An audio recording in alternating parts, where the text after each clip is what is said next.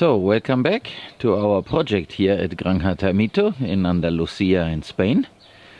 I like to take advantage now of the sunshine.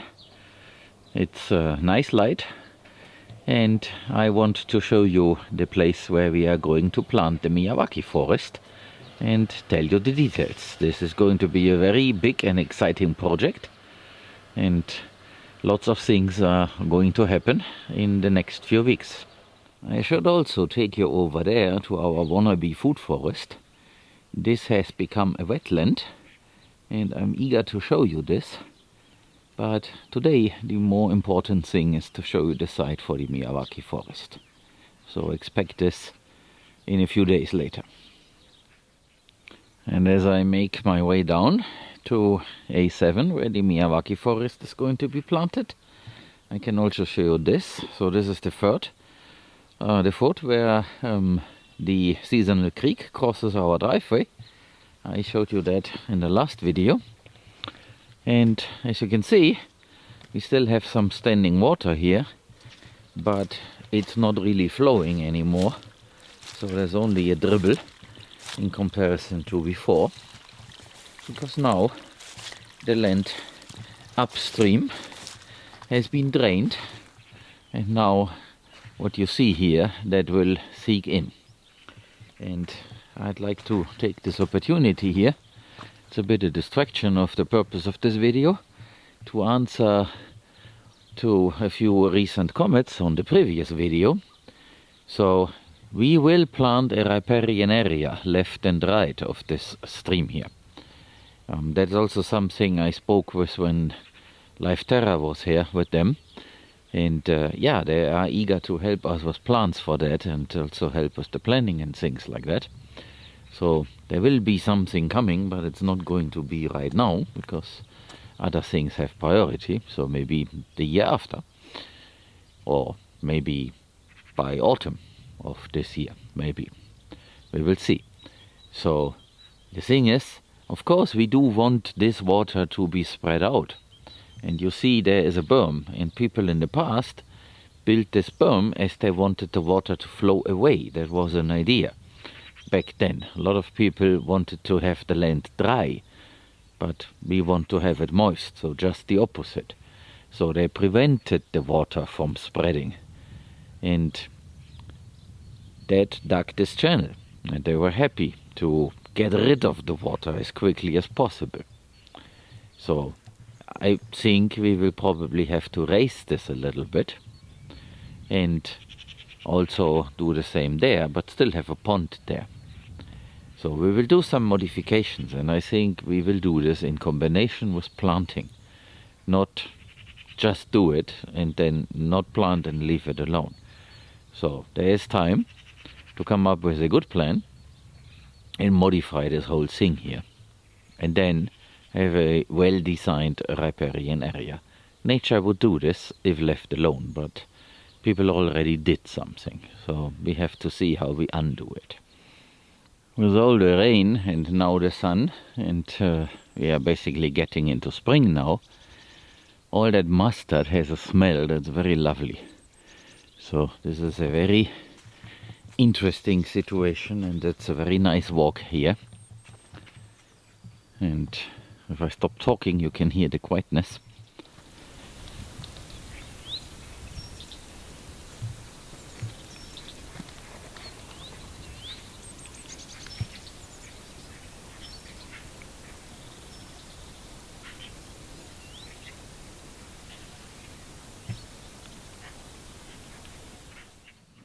So, here we are.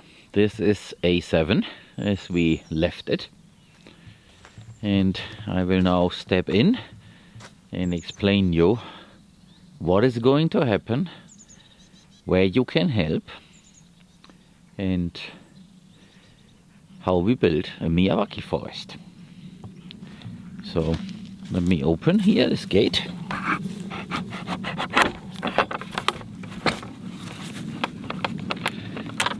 The wood is swollen because of all the moisture. Good. So now we can step in, and let me give you a tour. So you can see that here there is still that string as part of the electrical fence. We had pigs here before, and from that time we also have the feeder here, and you can see that the feeder sits on top of this, and therefore it has not been removed because it is connected to the wire mesh. That is to stop the pigs from turning this over. And now is the time to take this out when we start working here. Then we also had these depressions dug just to store a little bit of the water. And as you can see, it is working out. So we have a little pond, and apparently some animals have been in here. I think it's the flying ones. Therefore this looks like it has been disturbed. But this might also be from the heavy rain. But it does look different than the area here to the left. So I'm wondering who left it that way. And you can see there are some plants, some volunteers. So I think I walk around and show you a few things that I encounter, and then I talk about the infrastructure that is already partially in place and the things that we need to do. So from the time the pigs were here, we also had a lot of straw brought in here. I'm not sure how many truckloads, but more than one. So you see the spent straw. And we also had cows in here from the time when we had them. The ground is definitely soft, as there is something biological going on. Here is another depression, and you also see in the neighboring area that there's this berm there. This was put on the surface, so there is no swale. It is just a berm, and this is the material that was taken out of here. So at that time Angel moved material from there, and I believe, yeah, there also a bit, and also here, and he moved it over there to form a berm on contour. And this is providing a block for the water so that it infiltrates instead of rushing away, which is also why the former driveway that used to be here is disappearing more and more. You can't really see it anymore. I know where it used to be, but maybe if you are new, and you would probably not have spotted it without me pointing it out. And we also seeded a few things here. This is a very nice specimen of the giant cabbage that ended up self-seeding here, so that's very good. And there are more things that you might spot as I walk around here. And now I have to jump ahead. So we will plow in here, but we will not plow this as a bare field. We will use a BCS two-wheel tractor, which is going to be on order next week. So we put in the order next week. Just have to figure out which model. And this one will have a plow in the back. And with that plow we are going to make some little trenches every 50 centimeters. And where they intersect there will be a sapling. So that is the plan. And skip the original plan. I'm pointing out the infrastructure issues right now also. So you see a water pipe there. This has been prepared. It goes all along the fence, and it connects to the main line there, and then there's another one on the other side. Of course we have to redo some of the connections because we changed this over time. Keep in mind this was supposed to be planted in November, and things have changed since then. And now it's going to be this April. You see more of the giant cabbage that self-seeded here in this area, because it wasn't there before. So that's very good. So all this is going to be a densely planted Miyawaki forest. 28,500 saplings, and I will make a segment showing you the list of the plants that Life Terra is providing us. Most of them will be planted inside of this area, and what does not fit will then go over there, which is basically part of the same system, and it helps because there is a little pond behind this berm that you see there, and around this we should also have plants. So we will have a little bit of an extra, but the goal is to have 4.7, if I remember right, 4.7 plants, trees and shrubs per square meter. So this is quite dense, but that is what Miyawaki is all about. So you plant it extremely dense so that the plants will compete for light and therefore grow faster. And the faster they grow, the quicker we have a closed canopy and therefore a microclimate, because evaporation will be limited. So here is more stuff that will be taken out. So that is the pig waterer, another model, and there is the other one. So this is one where the pigs have to nibble, while here they can simply scoop it up, slop it up basically. And you can see there another pipe. So let me take you over there and speak about the water thing, the irrigation. So there behind this, you can probably spot it. If I zoom in a bit, you might be able to see this better. So there is a black water pipe, and this pipe begins left at the outflow of the water reservoir and currently provides water to places somewhere up there. The idea is to have this pipe end at the big pond that we have there, and then there will be another pipe that comes down. So the pump at the outflow of the water reservoir moves water constantly into the pond, and from the pond we then distribute the water. And one point where we distribute it to is this area here. And of course we will make sure that we have enough pressure. So we will pick the right pump. We have two choices, a very powerful one and a less powerful one. And then inside of this we have a system of Seneca wobblers that basically simulate rainfall. They will probably irrigate in a circle of 10 meters in diameter, maybe a bit more, depends on the pressure, but more or less like that. So we have several pipes running up and down here, and then we have the Seneca wobblers, and all that stuff will then be powered from a main line that comes down here. And like I said, this is going to be powered from the pond so that we will not run out of water, regardless of how the well next to the outflow of the water reservoir is going to look like. So this is important for summer. I expect us to have more rain during spring, but at the very least by mid-May this water will then stop and we rely on irrigation.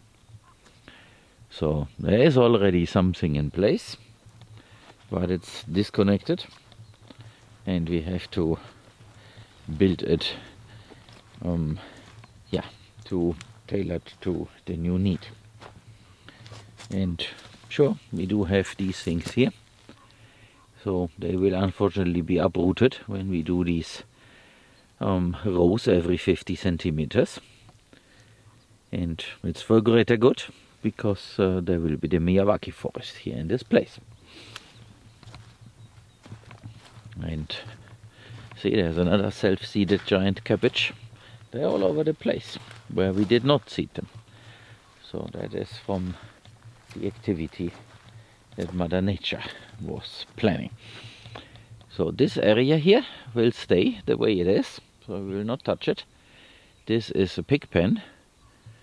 In the future, when we take delivery of new pigs, or piglets that is, the 25 kilo ones, then this area will be used again. And you see the horses there. They hear me talking and they're curious. They want to say hello.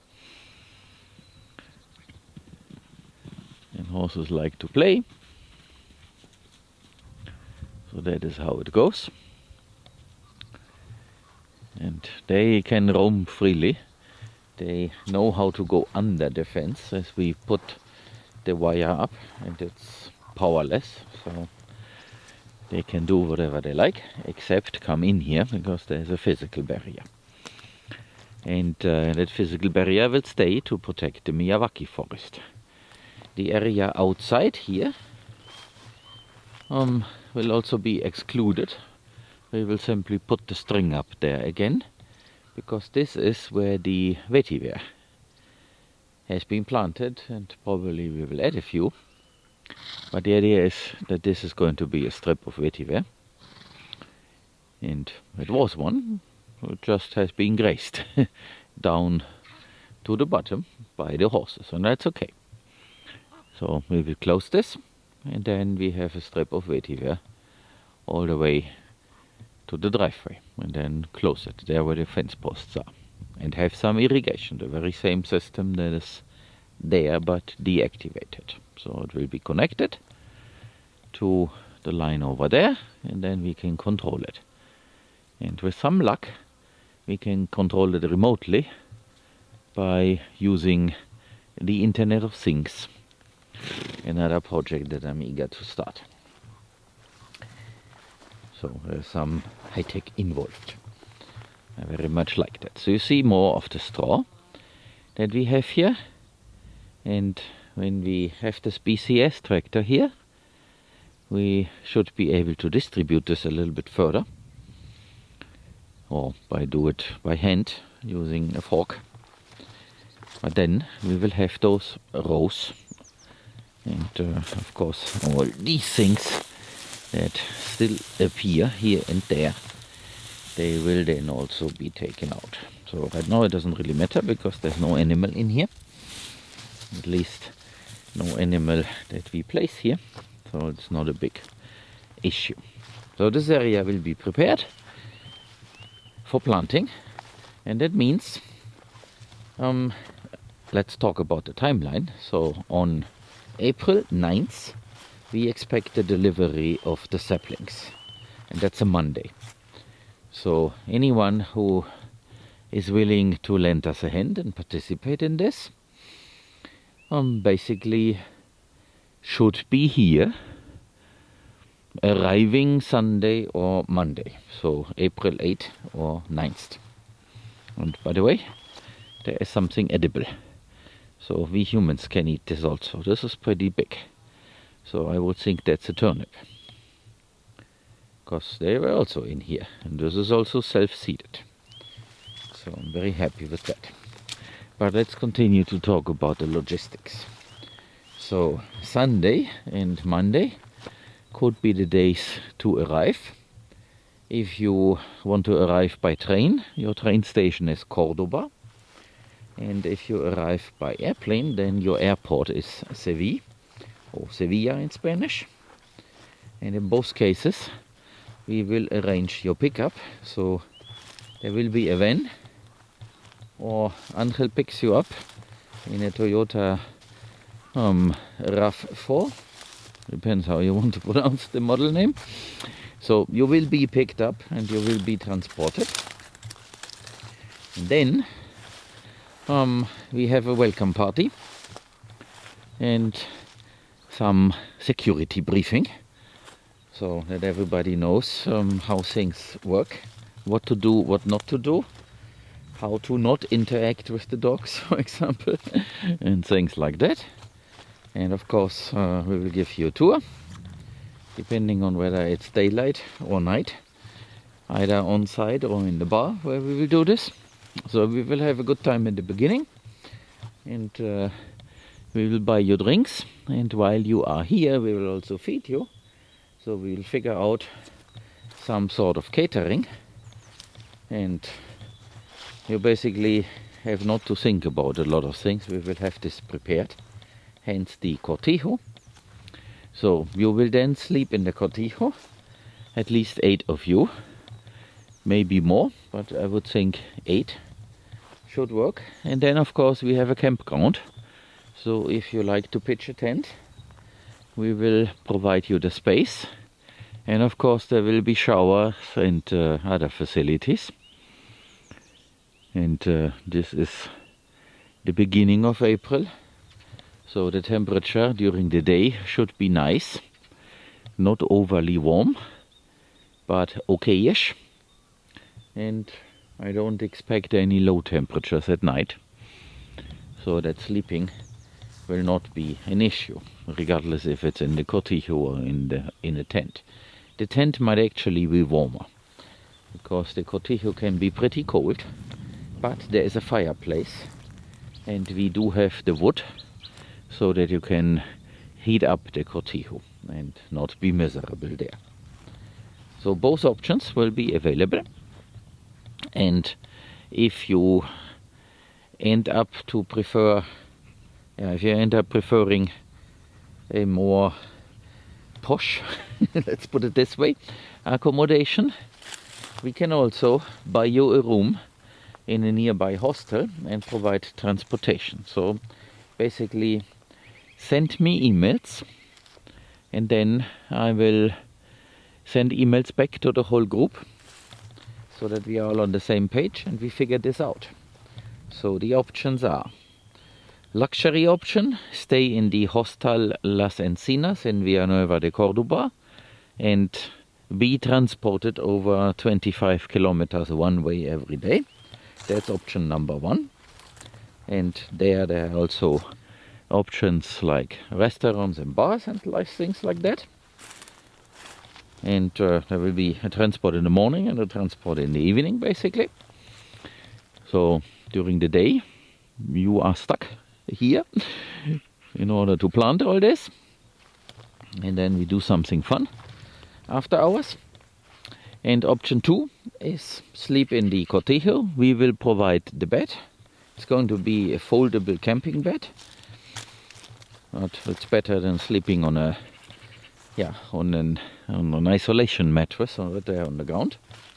And then option 3 is to pitch a tent. So those are the 3 options, and I don't mind. I am more than happy to provide services to people helping us, so don't be afraid to ask. I am more than happy to answer in kind and make your stay here pleasant. And we have no upper limit, and if only a few of you can be here for whatever reason, that's not a problem. Then we will hire local people and pay them. And you get paid in natural things like a good time and a good drink and a good meal and stuff like that. So nobody is actually working for free. So we have funds available, and Life Terra is gifting us the trees, and we basically put the labor to it by personally working or by providing funding for the labor. So this is all going well, I think, and the more people, the more fun we have, and then we will probably form groups. So on the first day, 2 people from Life Terra will also be here to help us with the selection and the placement of the trees. So they will tell us which groups to form. So this will be, like I said, 4.7 plants per square meter, and that means there will be a grid like this, based on the trenches that we have created the week before, and then they will basically tell us which species goes where. I will make a segment and insert this here between my ramblings so that you can see the list. The list is long, so I would think, based on my memory, what I've seen so far, it's 50 different species. So it's not a couple, it's really a lot. because diversity is key in this Miyawaki concept. And we will then place them, and the second group will then bury them. And burying them can go very quick, and it has to be quick because it's a lot of trees and shrubs. So basically, let me show you this here, a simulation. So let's assume that here there is a trench, and then there is another here, and here at the intersection you have a hole basically, and now you put the tree there, and then you use your boot and close this, and then you do this again 50 centimeters ahead, and then you close it, and then again, and then you close it. So you see this goes very quick. And the first group would have placed the saplings in all the right spots, and the second group just buries them.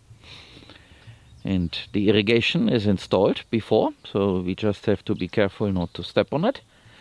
I mean the pipes for that. The irrigation will be on posts 3 meters high, and then the wobbler will move in the air and distribute the rain. So this will be there. And like I said, this spacing will take into account how much the wobblers will provide. I expect the diameter of the circle to be 10 meters. So this means how we space this. And it has been tested at the time you come. And we will have the area more or less dry. So we will test this ahead of time so that the sun has time to dry it again, so that we don't walk in a mud pit. That's important, because then we do more damage and create problems for ourselves. Yeah, what do you need to bring? Sure, you need to bring something. So you should bring good boots. So you can see my boots here. If you want to know what these are, they are made by a company called Ariat. It's an American company. They are basically like a cowboy boot, as you can see by the design. And this is how their shape also is. This is not wood. A real cowboy boot would have this made of wood. So this is basically rubber. You can walk through a puddle. This works. So they are closed enough, but of course it's not for being in standing water. That would be a rubber boot. And I like them. And I bought them on Amazon because Ariat has a warehouse in Europe and they distribute it. So I bought them in on Amazon in Germany, and they shipped it to Spain. So this is a recommendation. Something like that. If you prefer rubber boots, that works. Hiking boots should work also. But don't use the tennis shoes or similar kind of running shoes that people use in the city, because you will destroy them. So that's not a good thing. We don't have to stand in standing water, so definitely you don't need rubber boots. Just solid shoes, and in such a way that you don't mind them to get wet, moist, and of course dirty. And yeah, we will have a place where you can clean the boots, because we have running water there in the cortijo. Yeah, and then we'll start after breakfast at a reasonable time, then have lunch together, and then do a little bit after lunch. We will not do a siesta because this is April, so it's not too hot, but it might be hottish. It depends where you are from. So if you are that kind of person who has lunch outside in the sun when it's 15 degrees, yes, you will be sweating, I am very sure. But if 20 degrees is cold for you, then you will feel comfortable based on the physical activity. But depending, it might already be too hot for you in the direct sunlight, because the sun here is very powerful. Keep in mind that we have this 20-degree temperature swing in centigrades, and that's a lot. So we will see. So the majority of the work will certainly be done in the morning before lunch, and then we do a little bit after. The lunch will be light, hence the catering. So someone will bring some food. Could be sandwiches, salads, or even something more solid. We will see what we can get.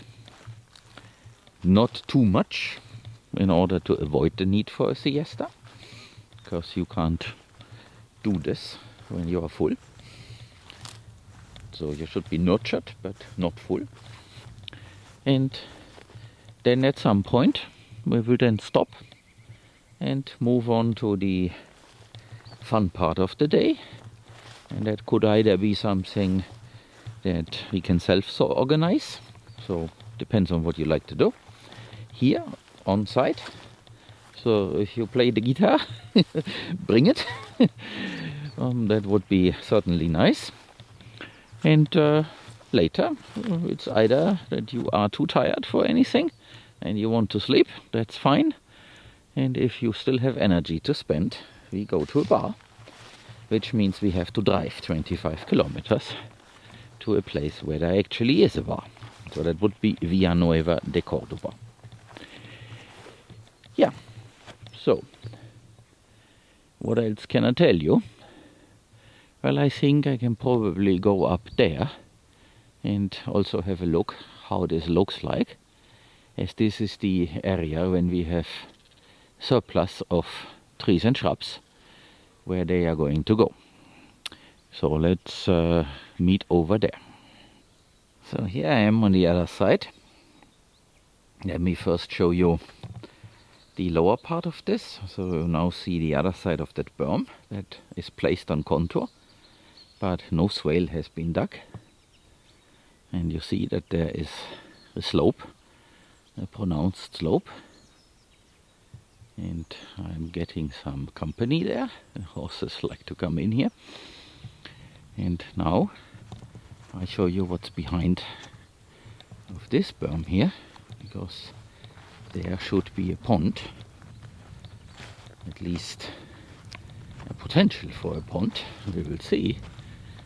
Yes, we have some water in there. So that is that pond. The soil here is very sandy, which is why the water quickly will seep into the ground and then disappear somewhere. So that's why the idea is to plant trees and shrubs, and later on some vetiver also.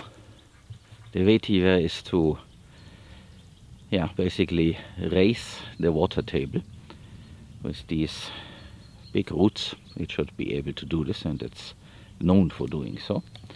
But we get these 28,000 saplings of trees and shrubs, and so we will certainly have a good number left to place them here as well.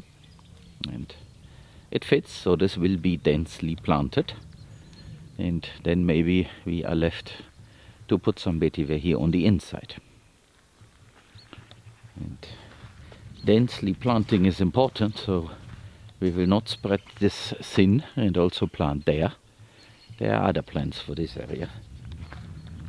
But let me loop around and show you a bit more.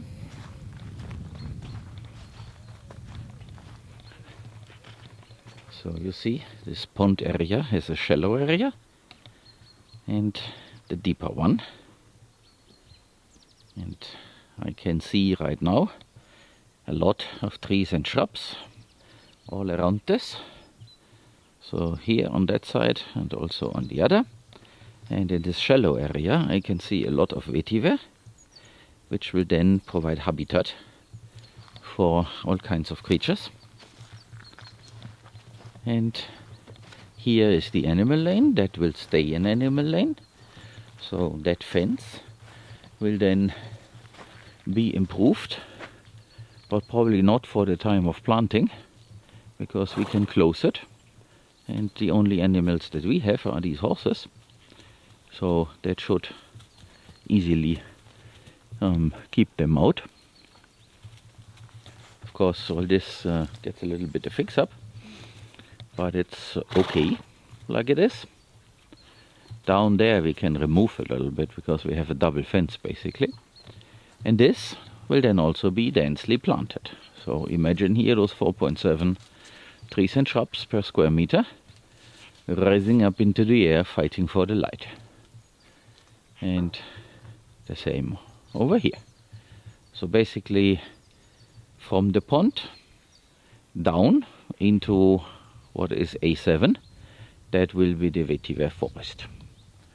And then we will certainly put another fence here on the other side, just to separate this, so that the horses can use the rest of this place here and not go into the Miyawaki forest. So we can probably put the fence here in the middle and have this area closed off from the rest. And yes, at some point we will then take care of all the fallen trees and turn them into wood chips. And as you can see from before, we had a hose here. This needs replacement, but that's then for April, so basically in March, which happens to be next month, we will take care of all these things so that everything is prepared. So when you then arrive as a volunteer to help us, you will find this area in order and well prepared. So I think that is all that I should include in this little bit special video about the project. So let's say goodbye to the horses and see you the next time.